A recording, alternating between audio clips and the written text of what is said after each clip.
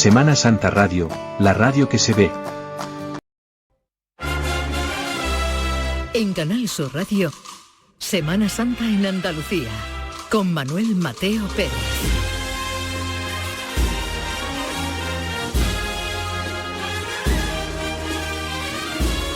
Almería ocupa la esquina más luminosa de Andalucía y esa luz, de algún modo, está presente en la imaginería y la liturgia sacramental de las procesiones que dentro de unas semanas desfilarán por esta ciudad asomada al Mediterráneo.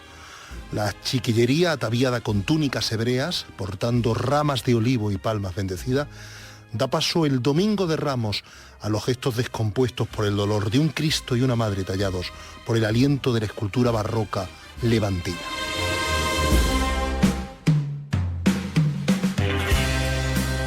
Aún mediando muchos kilómetros la una de la otra, Almería no ha querido dar la espalda a la estética granadina y sevillana y el Lunes Santo muestra un guiño al barroco del sur con las procesiones del Gran Poder que parte de la popular y marinera barriada del Zapillo, Pasión y Macarena. Pasos portados por costaleros al grito de todos por igual, conjuntos escultóricos de pasión como aquellos que pasean las calles hispalenses y vírgenes bajo palio adormecidas por el aroma a incienso y las velas prendidas en su candelería recorren la carrera oficial a la caída de la noche, antes de encarar su encierro ya de madrugada. De la Catedral de Almería parte en la tarde del miércoles santo la Cofradía de los Estudiantes. El cortejo, que lo abre la talla de la oración en el huerto, discurre por Puerta del Mar, dibujando una de las estampas más bellas de la Semana Santa. Por detrás desciende la procesión del prendimiento que conviene contemplar en su carrera oficial. Esta misma emoción vuelve a repetirse el Jueves Santo ante la salida desde la antigua Catedral Mezquita, hoy Iglesia de San Juan, del Misterio del Calvario y la Virgen de las Angustias. Obra del imaginero granadino Navas Parejo. La noche se cerrará en silencio con la salida desde San Agustín del Cristo de la Redención en su sagrado descendimiento. Pero es en la madrugada del Viernes Santo cuando Almería vive uno de los momentos sublimes de su semana de pasión. A las 5 de la madrugada, el Cristo de la Escucha parte en Vía Crucis desde la catedral, acompañado por más de 20.000 fieles que iluminan su paso con velas. A media tarde, Almería celebra su procesión oficial con la salida del Santo Sepulcro y Nuestra Señora de los Dolores, ambas imágenes de Nicolás Prados López.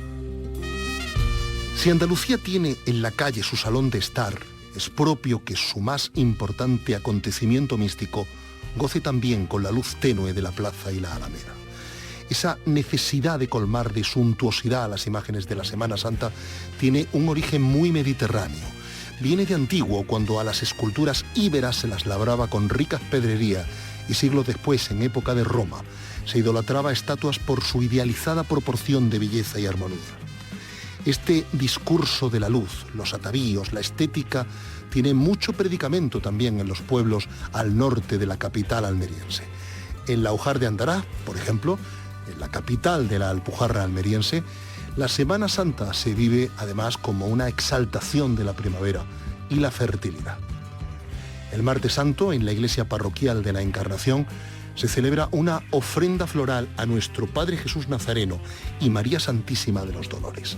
La tradición dicta que primero se celebre una Eucaristía y luego los vecinos acicalen a sus santos, que ya posan sobre las andas, próximas a sus capillas. El Nazareno y su madre esperan al jueves para reencontrarse con su pueblo. La procesión partirá a las 11 de la noche. Se recogerá de madrugada, tras recorrer calles estrechas y plazas irregulares, el cielo de estrella, la noche coronada de suor.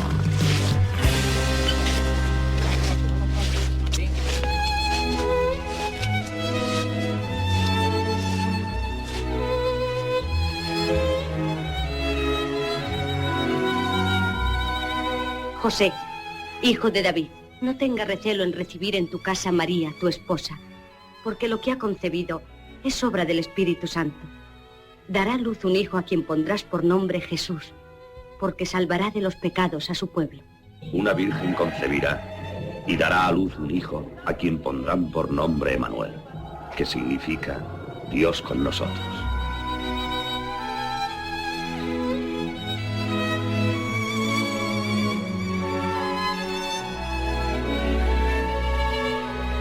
Semana Santa en Andalucía. Canal Sur Radio. Vamos un poquito más a la izquierda adelante, venga. Bueno, vamos de frente.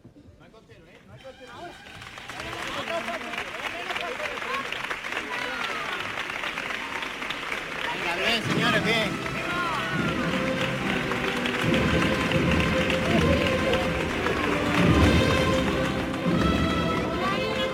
Es lunes santo en Jaén y a las 5 de la tarde, las puertas de la Iglesia de la Merced, al sur de la Catedral de Vandelvira, allí donde se pliegan las faldas de la Peña de Santa Catalina, abre sus puertas para ver desfilar en procesión al Cristo de la Misericordia y su Madre, Nuestra Señora de las Lágrimas.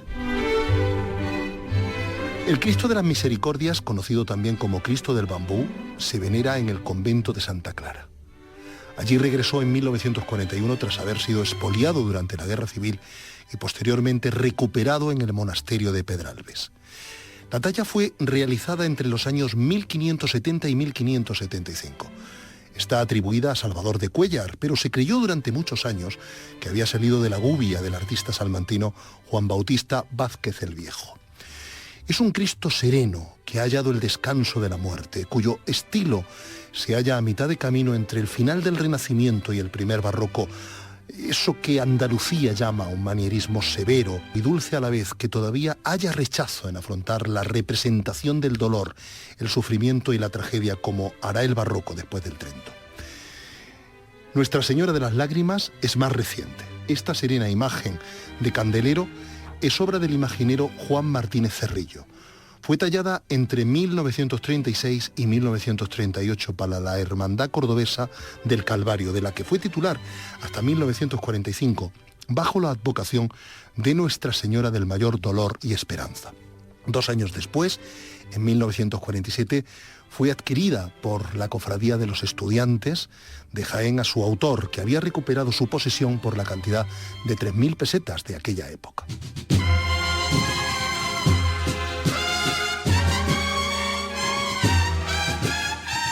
La Cofradía de los Estudiantes es una de las grandes instituciones jiennenses, responsable de uno de los desfiles procesionales más bellos, serios y espirituales, no solo de la capital, sino de toda Andalucía. 2 de las personas que mejor conocen esta cofradía son Jesús Espinosa de los Monteros, que durante varios años fue hermano mayor de la cofradía, y María del Carmen Cano Vargas Machuca, que en la actualidad ejerce como administradora de esta institución. Jesús, Mari Carmen, buenas noches. Muy buenas noches, ¿qué tal, Manolo? Es un placer teneros a los dos en los estudios de Canal Sur Radio. Jesús, la historia de una cofradía como la de los Estudiantes arranca el jueves día 16 de mayo de 1946, cuando se celebró en la iglesia de San Bartolomé la reunión fundacional de la que desde entonces era conocida como Cofradía de los Estudiantes de Jaén. ¿Cómo fueron aquellos inicios y qué vinculación tuvo tu padre, don Francisco Espinosa, en todo aquello? Pues bueno, supongo que los inicios serían muy difíciles, como es normal en todas las cosas que se empiezan, y además por gente tan joven, porque mi padre, y tanto mi padre como el resto de fundadores, pues tenían 17, 18, 19 años, entonces eran gente muy joven, eran gente que procedían un poco de grupos cristianos, muy a la sazón, muy entreverados en aquel momento en la sociedad jiennense como en la sociedad de toda España, ¿no? Y entonces pues decidieron, viendo desfilar un Jueves Santo, pensaron que podían hacer una cofradía de gente joven, de estudiantes. Y entonces pues por ahí viene el tema de que sean estudiantes, o sea, y el nombre de los estudiantes. O sea que realmente nace de ahí, o sea, la cofradía se fundó por estudiantes, gente muy joven. Gente, estudiantes, jóvenes de la capital jiennense que un día deciden, a la vista de una procesión que está paseando por las calles de Jaén, correcto, fundar su propia cofradía. Efectivamente. Entonces, recogidos por el párroco de San Bartolomé, pues bueno, decidieron, fue allí donde se tuvo la primera reunión, donde ya empezaron a funcionar. Tenían la dificultad de que, claro, no tenían nada de nada, ni imágenes, ni nada que... Entonces alguien se acordó que en el coro alto de Santa Clara alguna vez habían visto un crucificado que les parecía que podía ser y tal, Y entonces pues fue el que, hablando con las monjas de Santa Clara, lo pidieron, en fin, bueno, ya de ahí viene todo el tema, después de muchas películas, porque tuvieron que medio arreglarlo un poco. Ese Cristo, el Cristo de los estudiantes, o Cristo de las Misericordias, ya había salido en la procesión de las 7 escuadras, que anteriormente... Años antes, muchos años antes. Y también pues se dio el caso de que tampoco tenían una dolorosa, ¿no? Con lo cual había la marquesa, no sé si marquesa o condesa de Fuenrubia, tenía una imagen en su casa que fue la primera dolorosa que procesionó con la cofradía, el año 47, que fue el primer año que... Mari Carmen Cano, ¿no pudo encontrar la cofradía, aquellos estudiantes jóvenes de hace tantos años, una talla más hermosa que la del Cristo de la Misericordia, ¿no te parece? Sí, sí. Bueno, yo es que es difícil que yo diga nada malo del Cristo, ¿no? Porque evidentemente le tengo muchísimo cariño y muchísima devoción. Pero es cierto que es una talla muy bonita, y transmite eso, lo que tú decías antes en la presentación, ¿no? La tranquilidad, la paz, a mí es que, ya te digo, me pone los pelos de punta cada vez que me pongo delante de él. Fíjate que además, Mari Carmen Cano, la vinculación de la cofradía de los estudiantes ha proseguido a lo largo de las décadas. Hoy, la Universidad de Jaén, creada hace escasamente 3 décadas, 30 años, tiene una vinculación también muy estrecha con la cofradía, ¿verdad? Sí. Nosotros seguimos teniendo relación con ellos, hacemos actos con ellos a lo largo de, sobre todo este año pasado que hemos estado celebrando el 75 aniversario de la cofradía, hemos tenido algún año con hemos hecho algunas cosas con ellos, todos los años viene en representación 5 personas de la universidad a la procesión.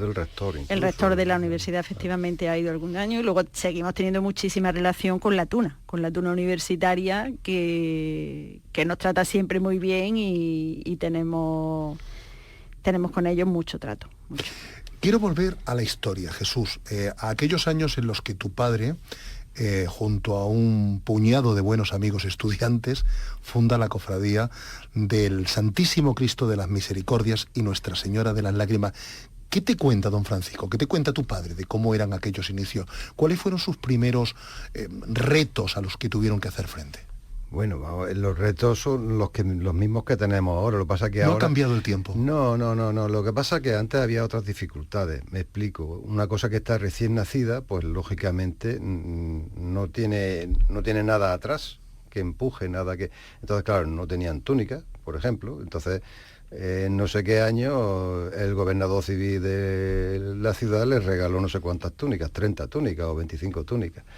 Que además el sastre no dejaba retirar de su sastrería mientras no cobrase. Tuvieron que ir en busca del gobernador por las pesetas correspondientes para que el sastre diera las túnicas, si no, no había túnica. No tenían paso donde sacar las imágenes, no tenían iglesia de donde sacar las imágenes, salían de Santa Clara. Pero de Santa Clara del patio. Pero claro, salían del propio patio. Claro, montaban en el patio los pasos, pero las imágenes las montaban fuera en la calle. Primero sacaban las imágenes a hombro, después sacaban los pasos y después montaban las imágenes en el paso y ahora... Hablamos de esta calle que está en Cuesta, la calle de Arroyo San Pedro. Efectivamente, la calle de Arroyo San Pedro, que sube hasta la Fuente de los Caños, ¿verdad? Correcto. Entonces, evidentemente, el convento de Santa Clara tampoco estaba como está ahora. El convento de Santa Clara salía del tiempo de la Guerra Civil, que había estado utilizado como 1000 cosas, y había pasado un proceso de obra para volverlo a ormar para que las monjas pudieran vivir allí, pero claro, no, evidentemente no es ni mucho menos lo que es ahora, ¿no? ¿Cuándo encuentra la cofradía sede canónica? ¿Cuándo encuentra una iglesia donde...? Bueno, el tiempo hasta el año 80 la cofradía se convierte en una cofradía itinerante. ¿Por qué? Pues por la mala cabeza de los estudiantes, muy fácil, ¿no? No, es verdad, claro, no se hacían las cosas muy en orden, pero no por nada, sino muchas veces por falta de tiempo, por falta de personal, por falta de posibles manos que pudieran echar una mano, valga la redundancia, ¿no? Entonces, claro, los párrocos de donde estaba inmersa la cofradía se hartaban y a los 2 años pues los echaban de alguna manera, ¿no? Entonces la cofradía ha estado pues en Belén y San Roque, ha estado en la catedral 2 veces, ha tenido la sede canónica en la catedral 2 veces, en Belén y San Roque, si no me equivoco, otras 2. Y ya por último, el año 80, si no recuerdo mal, se salió por última vez de San Roque, de la iglesia parroquial de Belén y San Roque, y se encerró la cofradía el lunes santo en la Merced. Y desde entonces estamos allí. Se ve que poquito a poco hemos ido mejorando y no han tenido la necesidad de echarnos. Entonces todo lo contrario. Seguimos allí y en muy buena relación, por supuesto, como además se dice ahora, como no puede ser de otra manera. Todo lo contrario, es un honor para la Iglesia de la Merced. Estoy convencido de tener a una de las cofradías más importantes no de Jaén, sino de Andalucía. ¿Cuál es la relación, Mari Carmen, que la cofradía tiene precisamente con el barrio de la Merced? Un barrio de tradición agrícola, de gente humilde, de gente trabajadora, que ha hecho suya la cofradía. Yo creo que ese día, el lunes santo para el barrio, es un día muy especial. Es cierto que sube mucha gente de fuera, porque hay muchos cofrades que no son del barrio, ¿no? Y que pertenecen a otros lares de aquí de Jaén. Pero es cierto que siempre nos vemos acompañados por ellos, ¿no? Por el barrio. Sube a la misa del lunes santo y siempre hay gente por allí. En el momento del Vía Crucis, que se hace del Cristo subiendo de Santa Clara para hacer el triduo, celebrar el triduo en la Merced, siempre nos vemos acompañados por gente del barrio. Y en principio yo creo que efectivamente le tienen mucha, y agradecen también el hecho de estar allí. Conviene recordar que el Cristo de las Misericordias tiene su sede en el convento de Santa Clara. Es propiedad de las monjas. Es propiedad de las monjas clarisas. De las monjas clarisas de Jaén. Y todos los años, cuando se aproxima el lunes santo, la cofradía realiza, Mari Carmen, el traslado del Cristo a la iglesia de la Merced. Y después, una vez terminada la procesión, es devuelto a su convento. Exactamente. Normalmente, este año en concreto, el viernes de la semana próxima tenemos el Vía Crucis. Previo a eso tenemos una hora santa de vela que se celebra el jueves a las 9 de la noche. Un momento de oración y de un acto que quien no lo conozca y pueda, porque es una cosa muy íntima, una cosa muy, muy de la cofradía. Detéllamelo un poquito más, por favor. Pues simplemente el Cristo se baja, no está donde normalmente se pone en el suelo, en las mismas andas que se llevan en el convento, entre los dos filas del banco se pone el Cristo y está muy a la vista de todos los que estamos allí, muy, muy a mano. Y he llevado normalmente por el párroco nuestro, por Juan Jesús, el capellán de la cofradía. Por cierto, que estará dentro de un par de días con nosotros aquí en el programa Semana Santa en Andalucía. Y nada, se hace una serie de lecturas, unos momentos de meditación entre estas lecturas, las monjas leen también algún salmo mientras tanto. Es un momento que tanto Juan Jesús como las monjas vivimos ahí todos un poco unidos y que es un momento muy, muy íntimo. Por cierto, Jesús Espinosa de los Monteros, ¿por qué tiene el Cristo de las Misericordias el sobrenombre de Cristo del Bambú? Bueno, hay leyendas todas las que quieran, ¿no? Pero decía una antigua leyenda que estaba hecho en madera de bambú, cosa que no puede ser, lógicamente, pero al final el tema es que a los pies donde estaba el Cristo en el trascoro en el coro alto, mejor dicho, de Santa Clara, a los pies de la cruz tenía un par de cañas de bambú. Tan fácil como eso. Entonces al final, pues incluso ahora muchas veces el lunes santo, muchas veces, no siempre, pero muchas veces sigue llevando 2 cañas de bambú en donde enclava la cruz, en el monte de Flor, pues lleva un par de cañas. Lo que pasa es que desde la calle casi que no se ve desde los balcones, ¿no? Pero... Quiero volver otra vez a la historia, Jesús, y recuperar aquel momento en el que se suma a la cofradía la sagrada imagen de Nuestra Señora de las Lágrimas. El momento en el que, pues después de un buen periplo del imaginero Juan Martínez Cerrillo, obra de él la termina vendiendo a la cofradía por 3.000 pesetas de aquella época. Bueno, no sé exactamente, no recuerdo exactamente por qué, pero en definitiva visitaron a Juan Martínez Cerrillo en Córdoba por una comisión de la cofradía. Entre ellos también iba el que era entonces el cronista de la cofradía, Rafael Ortiga y sagrista, y entonces iba el hermano mayor o gobernador, porque entonces eran gobernadores, Pedro Gómez Quevedo. No sé si mi padre también estaría como administrador, que era él, de la primera Junta de Gobierno, y entonces fueron a visitar al escultor a Córdoba. Entonces, pues bueno, estando allí viendo la forma de que le hicieron una imagen y tal, y entonces alguno de ellos vio la imagen de Nuestra Señora de las Lágrimas, que la tenía este hombre allí en una estantería, y les gustó, y se la trajeron sobre la marcha. ¿Sobre la marcha? Sí, se la trajeron sobre la marcha. O sea, que les gustó la imagen, les comentó que, por lo visto, que esa imagen que no había sido lo que él quería, que la cofradía que se le había encargado no se le había pagado, en fin, alguna cosa de esta, no me hagan mucho caso. Pero que el caso que la tenía él de nuevo allí y se la trajeron en el momento. Recordábamos hace escasos minutos con María del Carmen Cano que, en efecto, el Cristo de las Misericordias tiene su altar en el convento de Santa Clara, pero Nuestra Señora de las Lágrimas sí tiene su altar en la propia iglesia de la Merced. Claro, porque la iglesia de la Merced es nuestra sede canónica, y al final pues está allí la imagen. Tenemos una capilla que no es propia, es de la parroquia, pero sí que nos cede para que esté allí la imagen nuestra, porque la imagen de la Virgen de las Lágrimas sí que es propiedad de la cofradía.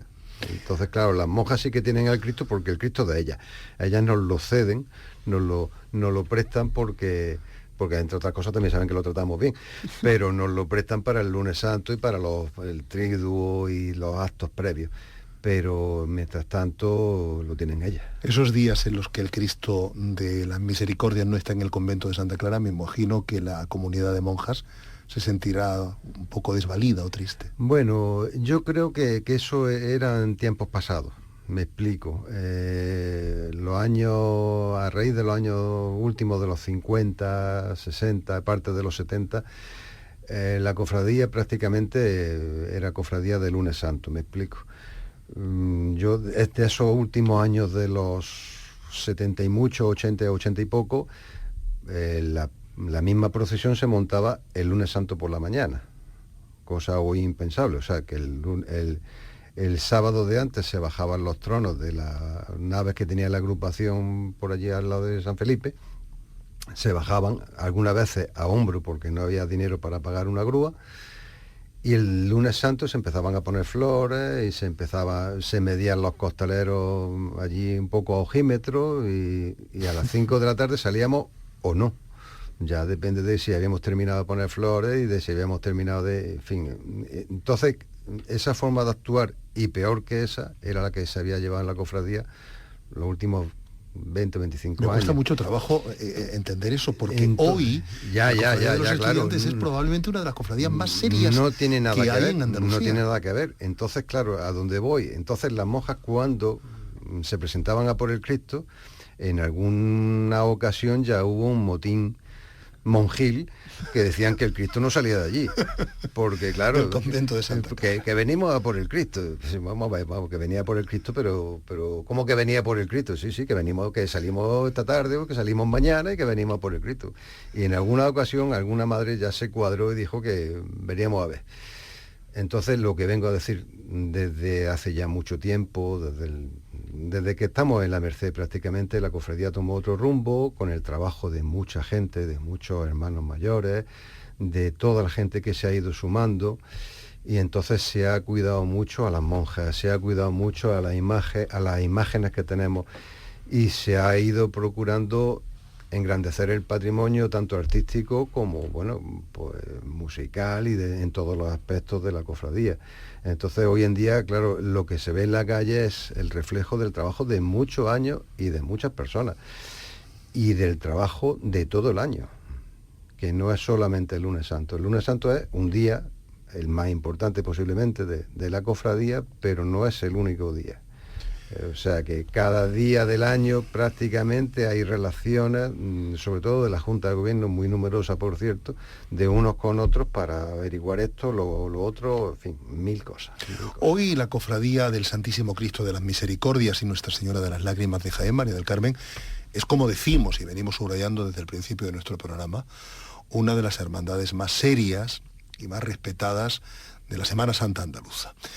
Pero tenemos la idea de que una cofradía son los días preliminares de la Semana Santa.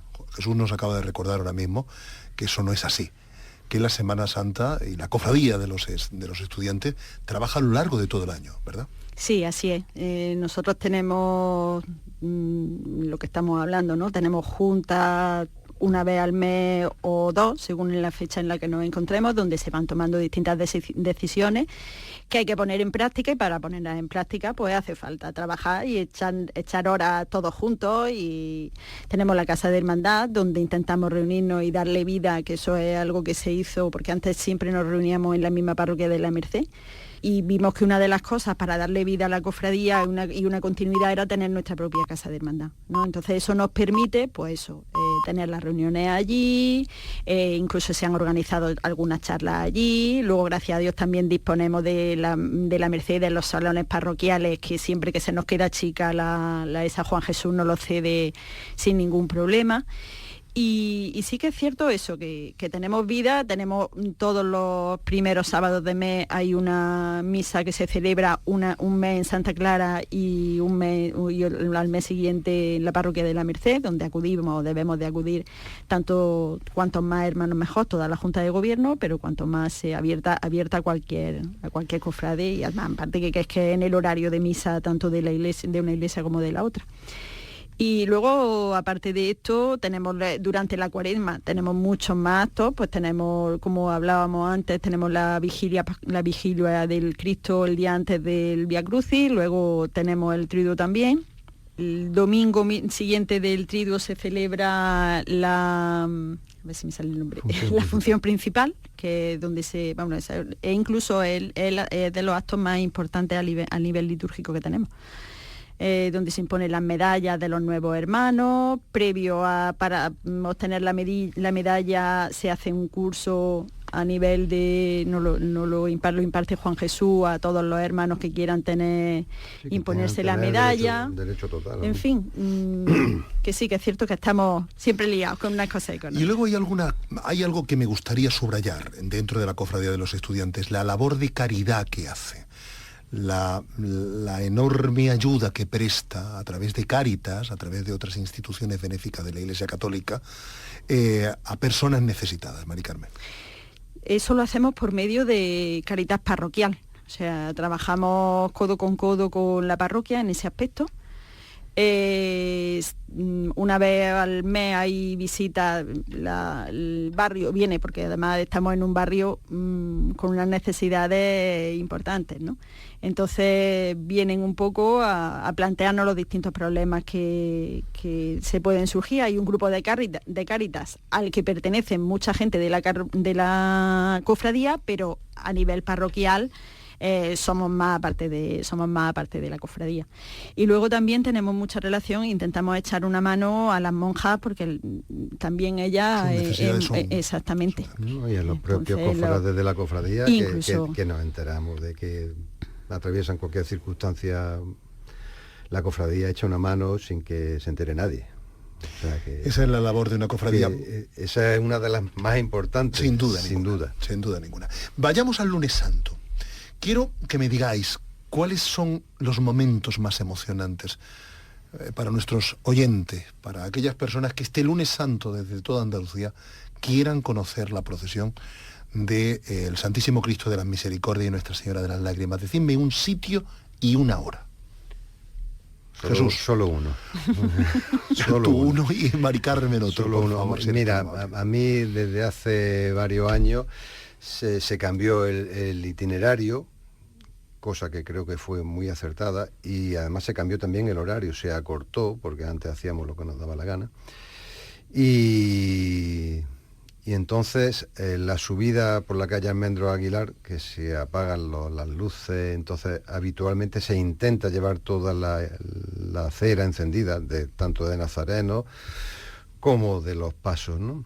Entonces la subida por Almendro Aguilar realmente pone el vello de punta, por lo menos para nosotros, que evidentemente somos estudiantes. ¿Y tu momento, Mari Carmen? No está en la calle. Mi momento es la misa previa al Lunes Santo, a la estación de penitencia. Jesús Espinosa de los Monteros y María del Carmen Cano Vargas Machuca son cofrades de la Hermandad del Santísimo Cristo de la Misericordia y Nuestra Señora de las Lágrimas, y dos de los grandes conocedores de una de las cofradías más veneradas y respetadas de Andalucía. Permítanme mi adhesión además a esta cofradía, puesto que mis dos hijos, Amalia y Emilio Mateo, son cofrades de ella. Y bueno. Jesús y Mari Carmen, muchísimas gracias por vuestra amabilidad, vuestra sabiduría. Hemos anticipado este lunes santo como la víspera ansiada, y esperemos vivir un lunes santo lleno de emociones. Seguro que sí. Muchas gracias a ti, Manolo, y esperemos que los oyentes estén de acuerdo con nosotros. Estoy convencido. Gracias por acercarnos al resto de Andalucía y por darnos esta oportunidad.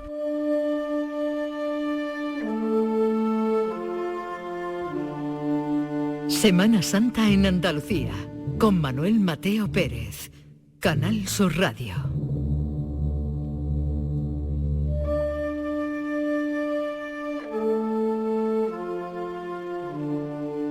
La marcha procesional tiene su origen en la segunda mitad del siglo XIX. Es una suerte de marcha fúnebre de tono menor hecha para acompañar los sepelios, de melodía sombría y triste.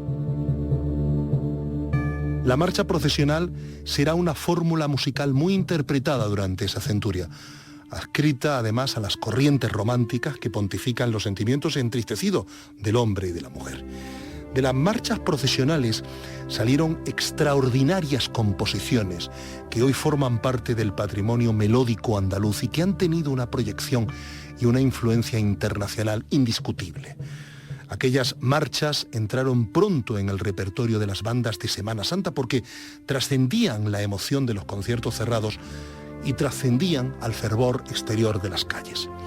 La marcha Madrugá, una de las composiciones más emocionantes de cuantas se han compuesto nunca alrededor de la liturgia de la Semana Santa, suena en la Plaza de la Merced de Jaén, cuando Nuestra Señora de las Lágrimas vuelve a su templo.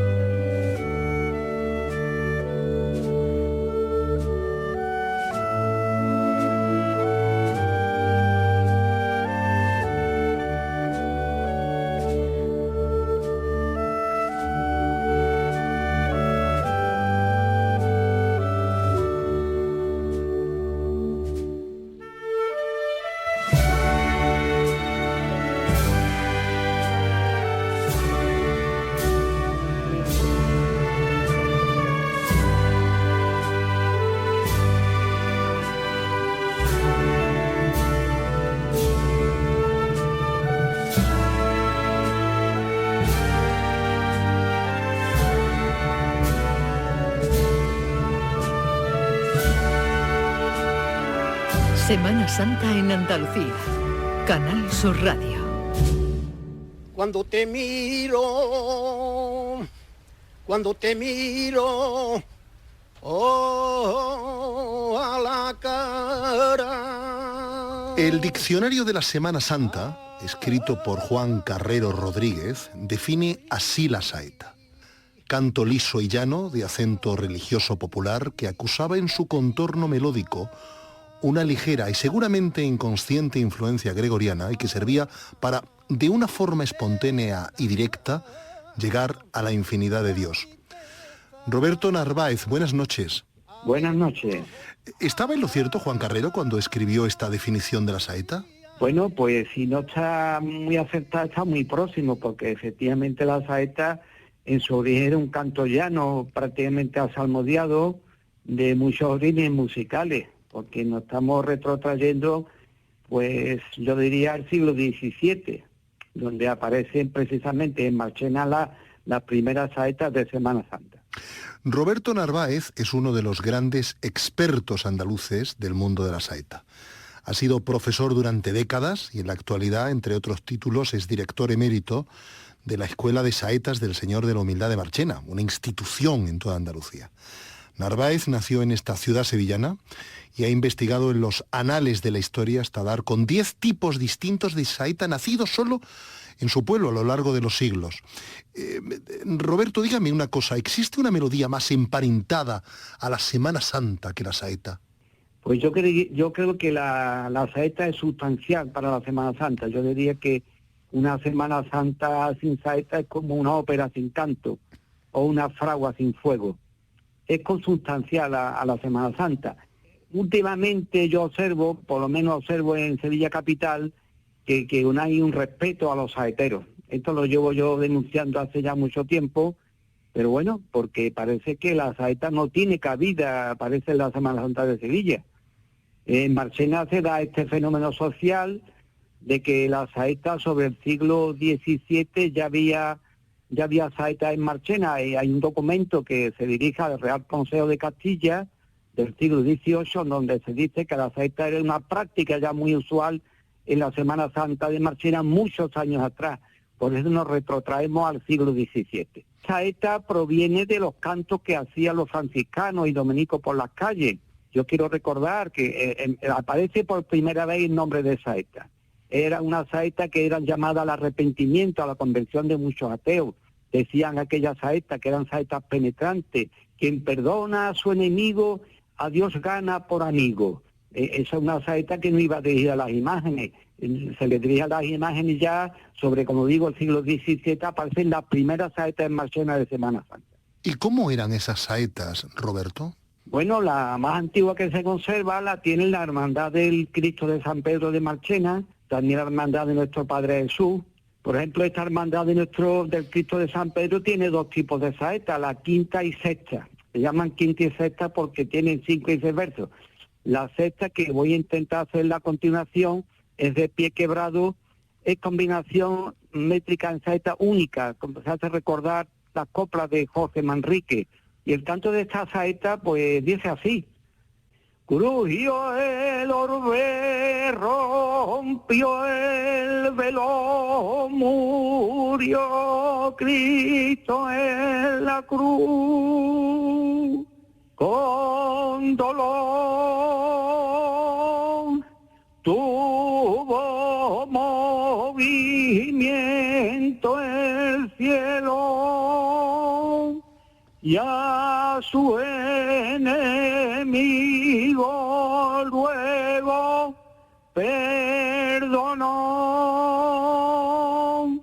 Estamos en los mismos orígenes de la saeta. Es absolutamente Para emocionante terminar la saeta, que eso, se sigue Roberto. cantando al Cristo de San Pedro por la calle, todas las personas que rodean al saetero que canta, decimos todo al unísono: Santísimo Cristo de San Pedro. La saeta nos aplaude y todos nombramos el titular de la hermandad, Santísimo Cristo de San Pedro. Y así sucesivamente se siguen nombrando los demás titulares de las diferentes hermandades de Marchena.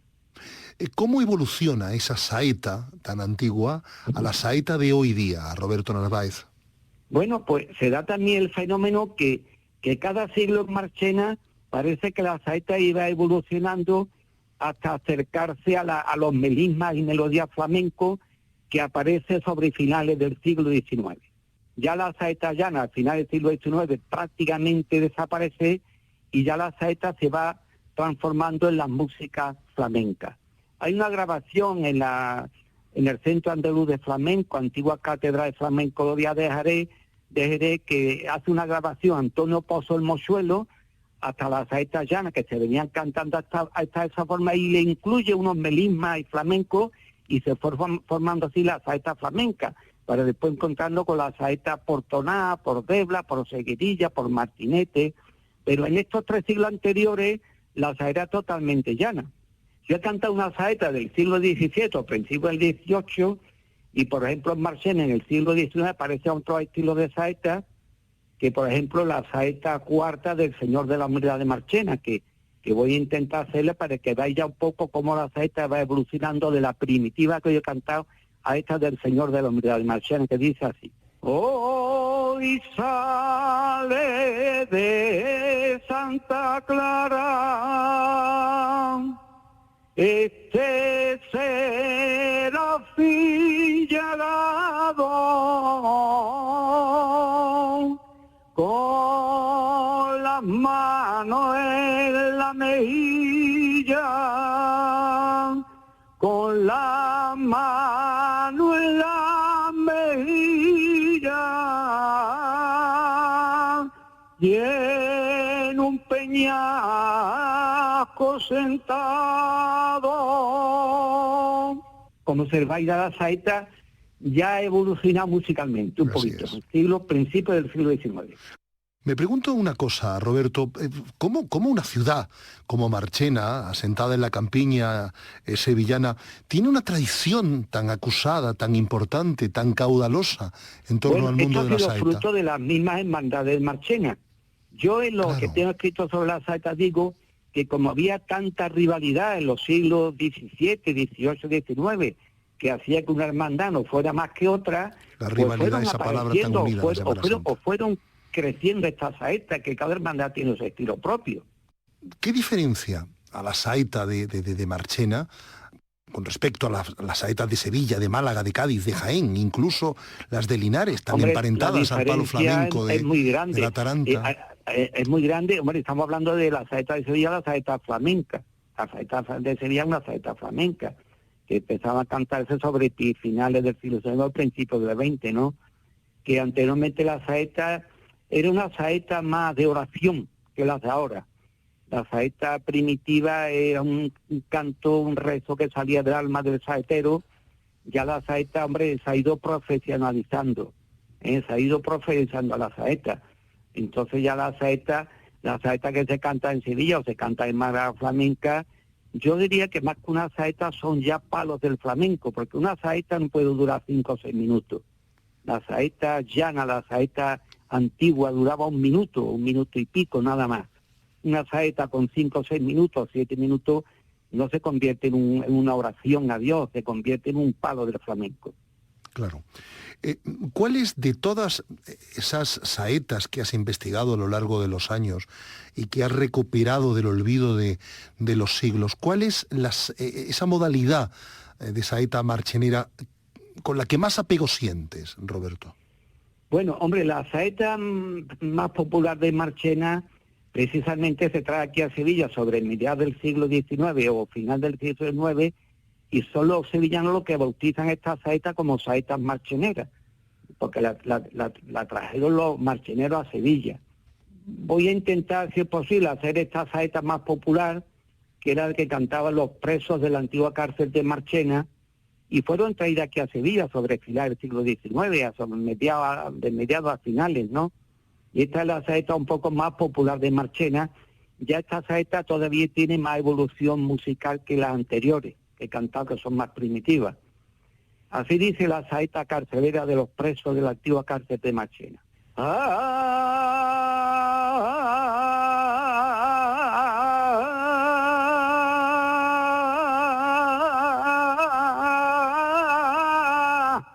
¡Ay, Virgen de la Soledad!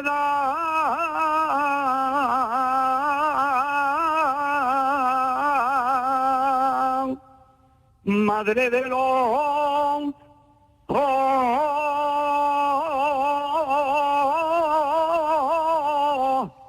marcheneros, toda llena de bondad.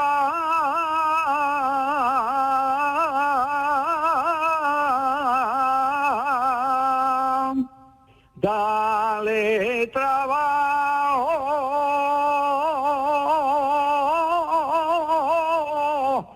al obrero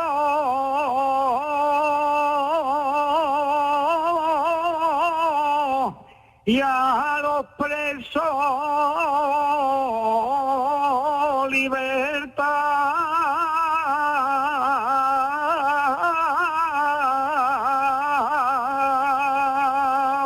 Emocionante, Roberto. Dígame una cosa, usted que ha dado, como última pregunta, usted que ha dado y ha impartido conferencias en torno a la saeta, como uno de los mayores expertos en nuestro país de este género, ¿qué sienten las personas que lo escuchan fuera de nuestro país? ¿Cómo interpretan Hombre, el mundo de la saeta? Si hablamos, yo he dado conferencia de la saeta de Marchena, de los 10 estilos, pues 32 años desde que fundé la escuela de saeta Señor de la Humildad de Marchena, en el año 86, pues he estado sigo todavía, dando conferencias por todos los pueblos y ciudades de España.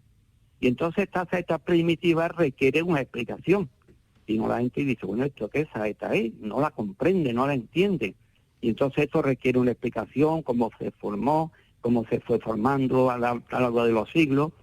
Y yo creo que cautivan a los que la escuchan, porque, bueno, como terminamos las conferencias, que yo llevaba muchos alumnos conmigo por toda España, incluso hemos estado 3 veces en Italia, llevando estas saetas nuestras a festivales de música religiosa del mar Mediterráneo, donde acudían todos los países de la cuenca del Mediterráneo.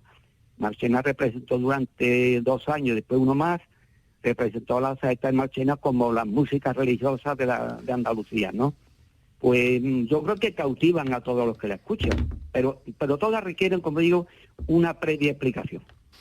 Si no, no se entendería. Roberto Narváez es uno de los grandes expertos del mundo de la saeta en nuestro país, en Andalucía. Tenemos la fortuna de tenerlo y además en activo, aún siendo director emérito de una de las grandes escuelas y de las hermandades de su ciudad, de su pueblo. Muchísimas gracias por su amabilidad y por su sabiduría. Pues nada. Nos hemos emocionado escuchándole, que lo sepa. A vosotros y a toda Andalucía. Un abrazo muy fuerte, Roberto. Hasta muy pronto. Igualmente, muchas gracias.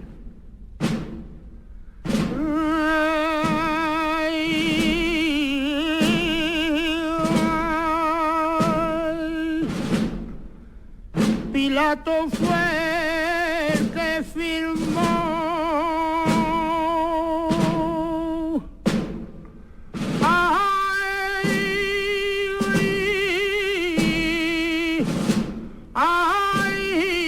la sentencia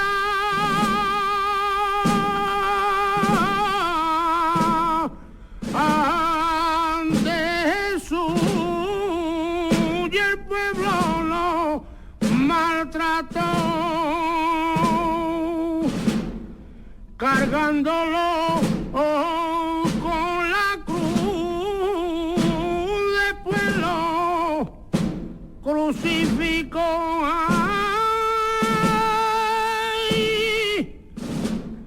Cargándolo con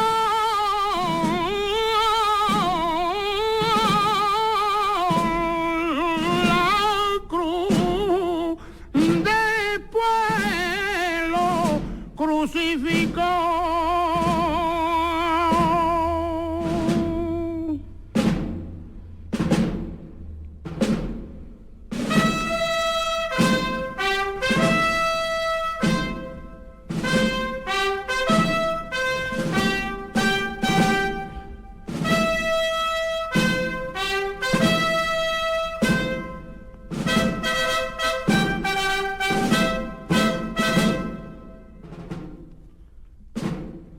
Madre mía,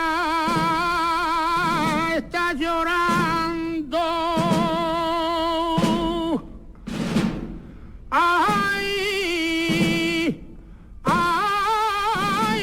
a dónde camina tú, si ya lo están crucificando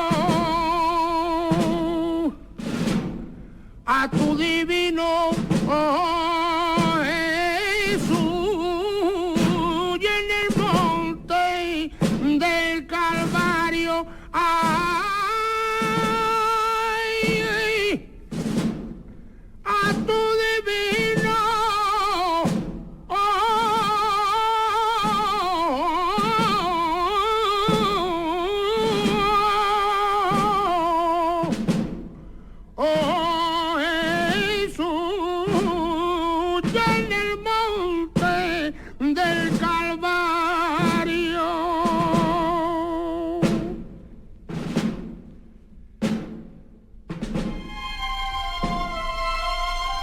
En Canal Sur Radio, Semana Santa en Andalucía. La alegoría del triunfo y de la exaltación. Eso significa la Santa Cruz que recorre las calles barrocas y umbrías de Puente Genil. Una alegoría de vida más allá de la pesadumbre, una esperanza allí donde las fuerzas se agotan, una brizna de luz en el lugar manchado por el desconsuelo y la aflicción.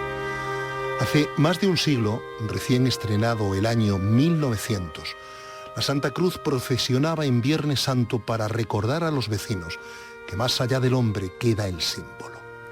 Hoy, reposados los discursos, el paso más alegórico y enigmático de la Semana Santa de Puente Genil sale a la luz de la tarde para abrir un cortejo de dolor y padecimiento. Al pie de la cruz se erigen dos ángeles pasionarios que sostienen atributos de la crucifixión. Los ángeles muestran al pueblo los clavos, las tenazas, el martillo, las siglas latinas con el que Cristo fue adornado y las escaleras con las que fue devuelto a tierra. Atrás, abrazado por filas de nazarenos de túnicas cenitales, viene un Jesús afligido por el dolor y la desesperanza. No aguarda otra cosa que la muerte. El paso, tallado a lo largo del pasado siglo, es sobrio, adusto, ponderado, recogido. No hay alaracas que lo adornen, ni voces que lo vitoreen. Córdoba extrema sus discursos desde que Séneca dictó sus aforismos. El Ecce Homo atesora una mirada esquiva, vaporosa, tendido en el suelo. Maniatado, azotado, coronado de espinas, una túnica blanca y un manto grana lo abrigan. A sus espaldas, señalándolo con impudicia, está Poncio Pilato. Un soldado romano conduce a Barrabás hacia la libertad. Las crónicas cofrades cuentan que para tallar la cabeza del Señor de los afligidos, se encargó que se tomara como modelo el rostro que figura en la Sábana Santa de Turín. Cuando la tarde se oculta, cuando la noche cubre Puente Genil y de su río emana el rocío de la oscuridad, aparece entre las calles esquivas Nuestra Señora del Rosario. Sus misterios dolorosos, como anuncian su apellido, la llevan a la soledad, al desconsuelo, al llanto, a la más abatida de las tristezas. Calles oscuras, orden, tambores, cornetas, melodías barrocas, incienso, velones consumidos, gentío, oraciones. Puente Genil aguarda la llegada de la Madre. Las manos, el cuello y su rostro presagian el dolor que está por venir. Barroca y dieciochesca, bordada por el simbolismo de la historia y las gentes, la Semana Santa de Puente Genil ha huido de las bullas y las algarabías hasta cobijarse en el silencio, la meditación y la mesura que templa Córdoba y su provincia. Aquí no, aquí en Puente Genil, la Semana Santa es sobria pero no castellana, adusta pero no grave. En Semana Santa el dolor se percibe con solo asomarse a los vértigos del mayor afluente del Guadalquivir.